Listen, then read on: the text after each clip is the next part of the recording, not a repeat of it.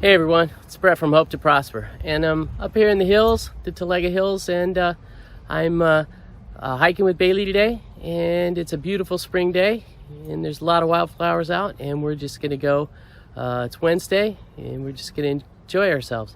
So today's subject is, say no to what you don't want. All right, I'll talk in a second.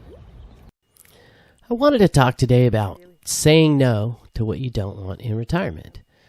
Seems like a simple concept, but it's not easy for most people to say no. And some of us have a hard time doing it, myself included. It's something I've struggled with, both in my career, especially in my career, and even now in my retirement. I seem to get wrangled into things that I didn't really want to do, but I do it for the sake of others, right? So I've learned to say no more often now, because sometimes these small requests, they can turn into a big obligation, and a little problem becomes a big hassle. So let's dig in and get started. Here are the top 5 things you may want to watch out for in your retirement to protect your time, and definitely to avoid like open-ended commitments, things that go on, and you have no way out. So let's start with number 1, side work. When I first retired last year, I really wanted to do some consulting, find a part-time job, or work on some projects. When my company closed down, I called it semi-retirement because I was completely planning on doing something entrepreneurial. That was my wish at the time. I wanted to supplement my income, and I wanted to keep busy and focused. I wanted to stay sharp. I just didn't want to sit around and veg. But 14 months into retirement, I've definitely changed my mind. I've changed my mind on this whole idea of a side hustle in retirement. I completely underestimated how much I would love my free time and how much I would hate the idea of having new work responsibilities. New responsibilities, new commitments, new hassles, new schedule. I'm saying no to it completely.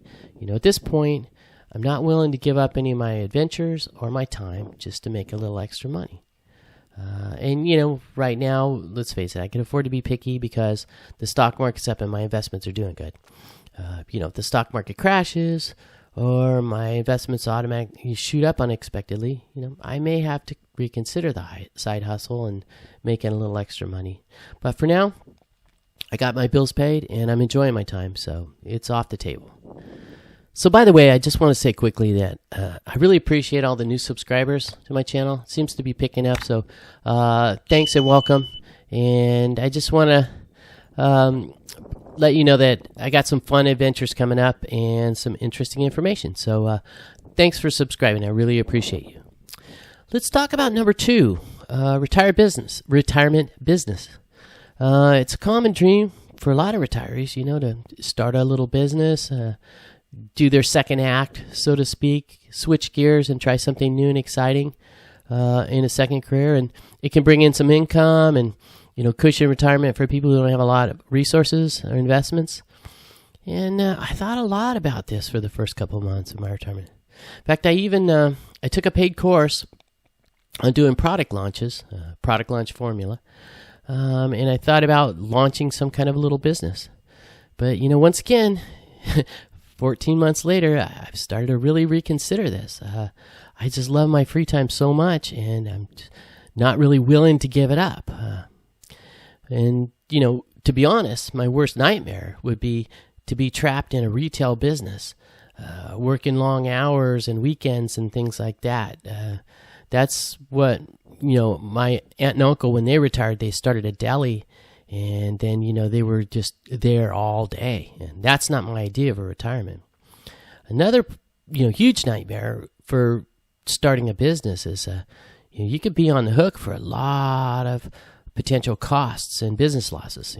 Expenses like, inventory, payroll, taxes, building leases, all kinds of stuff. So, you have to be really careful what kind of business you start and what kind of liabilities you set yourself up for. That's another thing. You get sued really easily when you own a business. So I'd still like to start maybe an online business or a virtual business, as long as the commitment's manageable, the time commitment. I thought about something like a Shopify shop or some kind of an online education system, something like that. But even a virtual or a lifestyle business, it can become a handful if it blows up and it starts to scale up. Obviously, the financial benefits are worth it, but still, So even this YouTube channel, it's surprising how much time and energy it takes. So. One of the biggest reasons I wanted to start a business is so that I could hire my children and then pass it on to them. I'm honestly, 10 years from now, I'm not going to really need the money. But it could be something that we could start as a family and I could help set up others. So that's one of the reasons I'm even still considering a business, because it's a lot of work. I've helped other people run their businesses, so I know what's involved. But right now, what I've figured out is, the best return on my time investment, or the best time return for the income, is to be a good investor. I'm at the point now where, on an average year, I can earn 6 figures just from my investments. And so that's the thing I want to concentrate on right now and keep my assets growing. Let's talk about number 3, childcare. Man, it's some people's dream to, be close to their family and spend time with their family and spend time with the grandkids and things of that sort. I even know somebody who moved away to be with their grandparents, which is really common in retirement. But, if you're not careful, it can completely become a full-time job watching grandkids. Childcare costs so much these days that young couples almost can't afford it. And so you could help them quite a bit, but it might come at the cost of your freedom. You might be every day picking up the grandkids. So if that's what you plan for in your retirement and that's what you want to do, I think it could be awesome. If not, it can become a big burden. So you may have to say firmly, no, you're not going to be the full-time childcare. So what happened in our family is my wife was the stay-at-home mom, and she's been watching the kids in our family for, 30 years, 35 years. And, so she officially retired when we had our grandkid, and she's switched into grandma mode. And so she once in a while she watches them, but basically she's not providing full-time childcare anymore, so she's freed up. And we're so lucky, our kids live in the same town as us, and our granddaughter lives in the next town over. And, we see our granddaughter 3 or 4 times a week. So we're super lucky. We have her here, but we're not obligated for childcare. My son takes care of that. Let's talk about number 4, volunteering. I volunteered in the past, and I loved it. And I continue to volunteer in a limited capacity. I started out around 10 years old as an altar boy in church. And then, as my kids got bigger, I helped out with scouts and karate a little bit, limited. I coached Little League for a number of seasons. That's a bigger commitment, but I really loved it and I enjoyed it. And I still coach our family softball team, Once again, it's a limited commitment, just once a week, putting in an hour. And I've thought about doing some more, more important volunteering, like, Habitat for Humanity or working at the local food bank. I've even thought about starting a nonprofit, which I still will very likely do. But for now, man, I'm so busy. All my time's taken up with family, activities, this channel, and a number of other things, helping others. So, in travel and adventure. So I'm thinking about maybe later on, after my travel slows down a little bit and I've hit a lot of my bucket lists, maybe I'll switch into retirement and volunteering. Switch into volunteering during retirement. And one of the things I've found with volunteering is there's a lot of important causes and never enough volunteers. And you can really get roped in. I've seen that happen to my mom and a number of other people who volunteer to a lot of responsibility. And that's something I don't want. I need something that's flexible, flexible enough to work with my travel schedule, and I don't want to create a lot of responsibilities for me. I don't want people depending on me for stuff when I really want to be enjoying my time. I need something flexible. Let's talk about the last one, number 5, invitations and activities. This sounds like a little thing, but it could be a big thing. Some people just, say you get invited to this big dress-up party, a gala. Some people don't like that. Some people don't want to get all dressed up and go to the big party. And, some people would rather stay home in their PJs and eat ice cream and watch TV. And, and if that happens to you, you need a definitive way to say no that doesn't alienate people or get them upset. And there's other things too. Like we play softball. It's a commitment, and then we have a game every Thursday night and a practice on Sundays. So, and then there's running the team, creating the lineup, all that stuff. And there are similar things. There's bowling night, church picnics and activities. Some people join the lodge. My brother's a member of the Elks Club. He's also a Knight of Columbus. So these things can really wrangle up a lot of your time. And if it's not you, it's not what you want to do, you just say no. You might hurt somebody's feelings, or you might lose touch with some people, but it's a lot better to say no than to say yes and then be resentful or squander your time or your activities. And these things also cost, not only they cost time, they cost money too. So anyway, so don't feel obligated to do the things you don't want to do.